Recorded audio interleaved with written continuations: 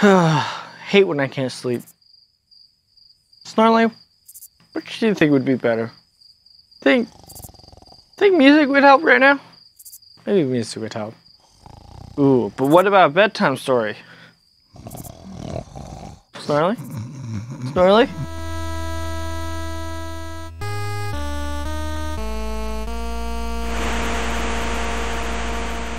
Welcome back to Hidden Values, the show where we look at the values and influences that are within the games we consume, whether JRPGs, whether classic or indie, or even sometimes not even JRPGs at all. I'm your host, Noah Price. I am a young Christian scholar. I love JRPGs and just video games in general, but I do believe it's important for Christians and non-Christians also, but specifically Christians, to be aware of just the content we consume. Today's episode is going to be a little bit different than usual. Usually I try to put in some edits here and there, some fun little stuff to show up on screen. Not too much of that this time around, mostly because I'm getting married. By the time this is out, I'm already married, which is But because of that, I'm really busy, so I don't have a lot of time, but I still want to bring this content to you guys. Not saying the content's devalued, it's just it might not have all the bells and whistles to it, but I think you'll like what we have today. The game we are covering today is the game called Child of Light. Now, this game was made by Ubisoft Montreal all the way back in 2014. Now, I did not play this game back then. I literally first time playing it just recently, and I'm a little surprised that it's taken me this long. I've heard about this game several different times of it being a great short JRPG, not JRPG, but RPG, short RPG.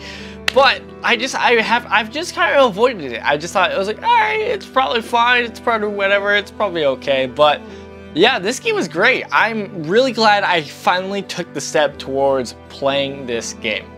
Now, there was a few things that I was unaware of when starting to play this game, and that was just the heaviness of its fairy tale side of things. If you don't know, Child of Light is a turn-based JRPG, which is based on a time, I don't know what they're called, weird timeline phase activation battle format. Really good style. I love that kind of style. It's not my favorite, but it is pretty engaging, and it makes every battle that you do kind of not get boring. Like, it can get a little boring a lot of times in JRPGs, and to the point where it feels like all you're doing is just spamming A, just spamming attack, and that's it. This kind of mechanic really does help make it so that you have to be engaged in the battle each and every battle. So having that's always fun. But this turn-based RPG does have a setting of a fairy tale narrative. I mean, that's specifically what even the creators themselves have labeled the game as. Now, while this game doesn't specifically just pins itself on one specific fairy tale, it does kind of have a little bit droplets of several different kind of elements of different fairy tales within the game's story. Now, when just looking at how the game is told its story, it's unique. It's very unique, and it's great, and it's really what made it stand out partially. The first start is that it's told through rhymes. The whole gameplay story, the whole dialogue, every dialogue is through rhyming. And it's done in a creative way to where the rhymes are made to where even when the conversations are talking between each other, they can still fit together as long as the box is still rhymes, which is very unique, and I feel like that probably helped to free up the team and not be so limited. But I have mixed feelings about this rhyming, to be honest. Mixed feelings. I mean, it's really unique, and it's great, and it fits within the setting of this game's story. This game's story is literally told as a bedtime story. And so it makes sense as an old-timey story to be told within rhymes. Now, while not all fairy tales were just used as bedtime stories, they still were frequently used for that purpose. And so that's why it really fits the narrative and the creatively as well within this game's story. We really see three different key elements within this game's story that really impacts the fairy tale narrative side of things. The first one is probably the biggest influence of the game's story, and it is probably the biggest inspiration for the fairy tale narrative. This is coming from Stephen Burst's his own retelling novel of the story, The Sun and the Moon and the Stars.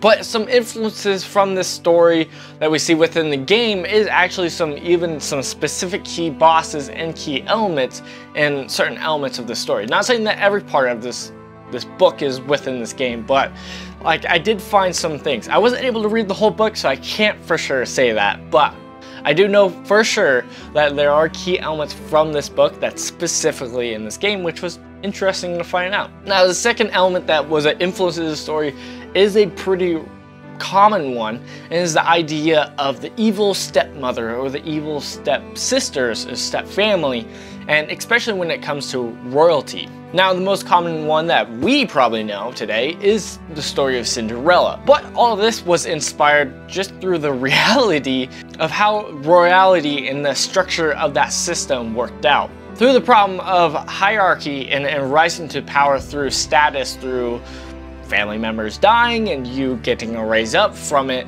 it really influenced and prompted a lot of family members to murder their family just so that they can gain power and status.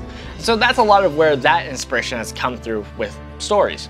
And the very last element of this influence in this story has to be the idea of the natural story of the coming of age story. This is a very common trope and it's very easy to do. I mean, just in general, when telling a story, normally you have to take a hero and he has to go on a journey of a quest.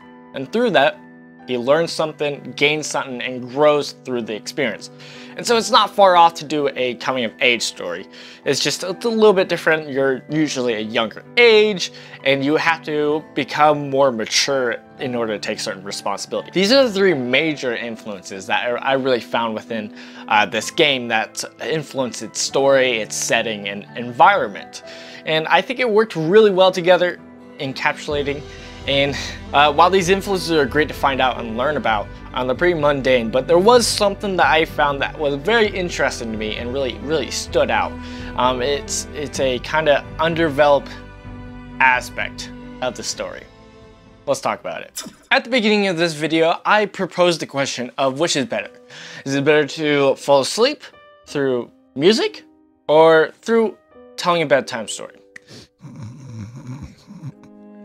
And some of you might have asked the question of what's even the point of why did people tell bedtime stories? Like is it even important today? Like sometimes to some people it seems like, isn't this kind of counterintuitive? Like really falling asleep through a bedtime story?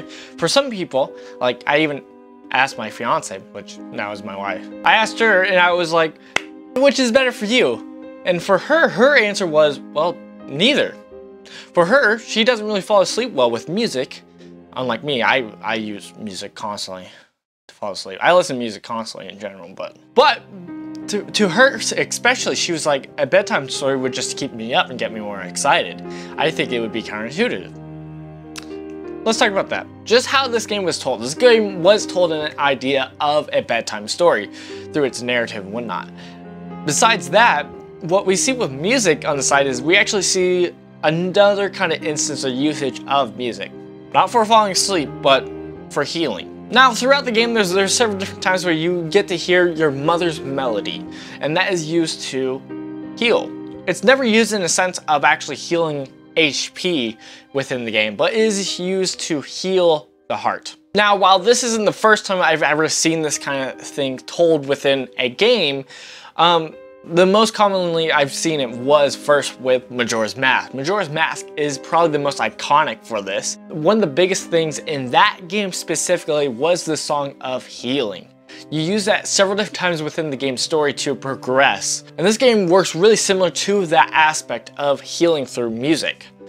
The thing is, I actually, in some regards, liked this game's usage of it more than Majora's Mask. Now, when looking at music and its actual ability to heal in today, in real life, not just in a fairy tale, but in real life, we see some data and experience of this actually working in some regards, and actually pretty similar to how it's shown in the game. Now, it's been accounted that music has actually been able to help with surgeries, be able to help it ease some of the pains that could come through surgery. It could also help with recovering stroke patients who are trying to recover their cognitive and motor skills. It can also help with patients who are suffering through symptoms of depression for patients that are suffering with dementia. And just in general, it's probably well known as being just therapeutic. What this has actually done is it helps, it eases, it's a good support to the problem. It's never something that actually solves the problem completely, but it does help with it. And why is that? Well, this is actually pretty simple, but it's all mental. Now, when listening to music that are more calmer and whatnot, it does send signals to your brain that tells you to slow down, which slows down your blood, which makes you just calm and relieves you of some anxiety. And a lot of that can just do wonders for your body.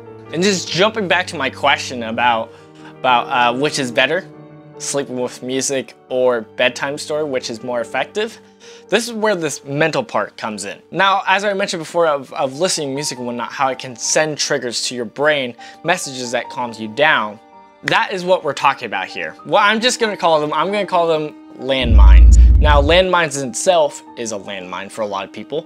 It tells people that when they hear that, they're like, that's negative though, that's bad. Landmines means if you step on that, that's gonna blow up, whether it's just a person yelling at you because you said one thing wrong that they don't like. The reason why I'm saying landmines is because landmines can be both bad and they can be good. Now, another example of how it can be bad is for me, as a young Christian, I actually used to be an addict. And as an addict, seeing things like even just something so simple as a cigarette butt on the ground, or certain smells of smoke, or even old places I used to use substance at, it's a trigger.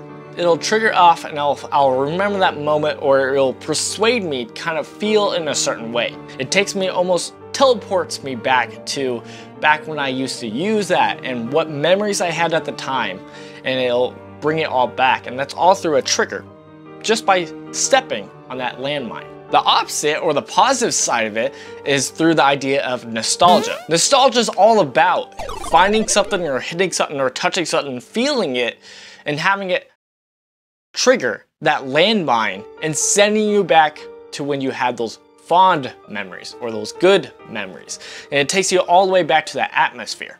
But it's all because of that trigger. Now, while these triggers are more meant for just emotional stuff of feeling and memories, we can also set up triggers to do other things that can actually prompt us to take action. We see this a lot with the idea of how to build a habit.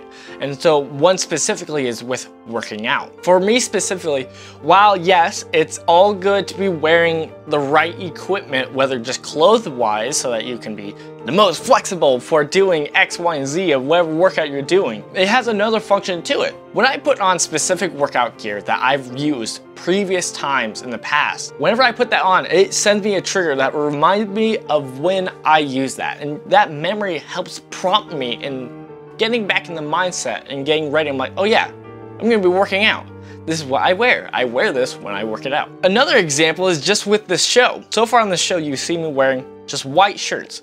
One time black, but that's because that's a special episode. Whenever I wear this has now become a uniform. And whenever I put on this uniform, it helps trigger me to be in that mindset of, oh, yes, I'm doing this show. And so different triggers like that we can set up in our mind can actually help us with prompting actions. And this is the whole reason why bedtime stories and music have been used so often for falling asleep. It's these triggers that we set up in our own minds that helps us to fall asleep. It gets us in that mood and get to that mindset of setting aside everything else and saying, oh yes, what we're doing right now is sleeping. That's what we're doing. This idea of triggers, I love. I love so much because you can have so much power with these triggers, whether for good or bad. As mentioned before, there's a lot of negative and positive to it. What I would like to say about it is don't be afraid of it, but be aware of it. Being aware of it allows you to influence and set up more positive triggers, such as setting aside things that help you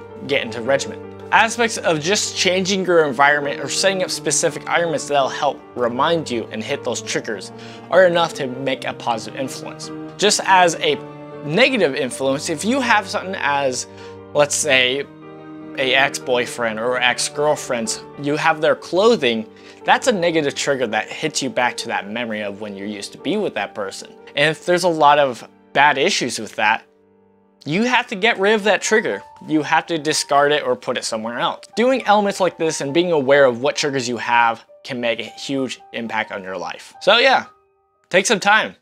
Be aware of your triggers. But that is Child of Light. I think it's a great game. You should totally play it if you are even a little bit interested. It's fairly cheap, it's not too expensive, it's very short, and it's just a great experience. I think you should totally play it. I think it's a great time. I enjoyed it myself playing through it, and yeah, it's such a great time. Again, talking about triggers and awareness of that, totally just take something as simple as like 5 to 10 minutes, get a little notepad and just like jot down some possible like triggers you might have. It can be something just as simple as starting with like stuff that's nostalgia. What are some things that you think and like see, you're like, oh yeah, that makes me think of this memory. Even being aware of those good nostalgia things can be so helpful in times of deep distress, or where you need to take a step back and you need to just experience some good dopamine. Just because you're taking good dopamine doesn't mean it's bad. Sometimes it's very helpful and very good to take a step away and instead kind of ingest some of that good dopamine, that nostalgia. It could be a little bit helpful for a transition out of maybe a dark place. Well, I would say sometimes it's more important, just as a recovering addict, be aware of, like, if you can take some time, like even later down the road, to like be aware of some negative triggers, that could do you wonders in life. It could help you so much, whether with your own life, but also with your other relationships, whether it's just family or even with your partner. Like, being able to be aware and be able to communicate those triggers help you so much. They'll do wonders. They'll do wonders. But that's it for today. I hope you guys liked this. Congratulations to me. I'm married. Woo! Woo! Hit a like for that. I need it. Look forward to next week's video. Hopefully I should be able to be on top and be able to get it out. I'll be coming back from my honeymoon, so hopefully I can get it out to you. Worst case scenario, we might have to take a week off, but I'm gonna do my best to be able to stay on top of it. But thank you for all watching. The one that probably stands out the most, and the one that stood out the most to me, is Earthbound. It's so much like Earthbound. If you don't know what Earthbound is, you're missing out.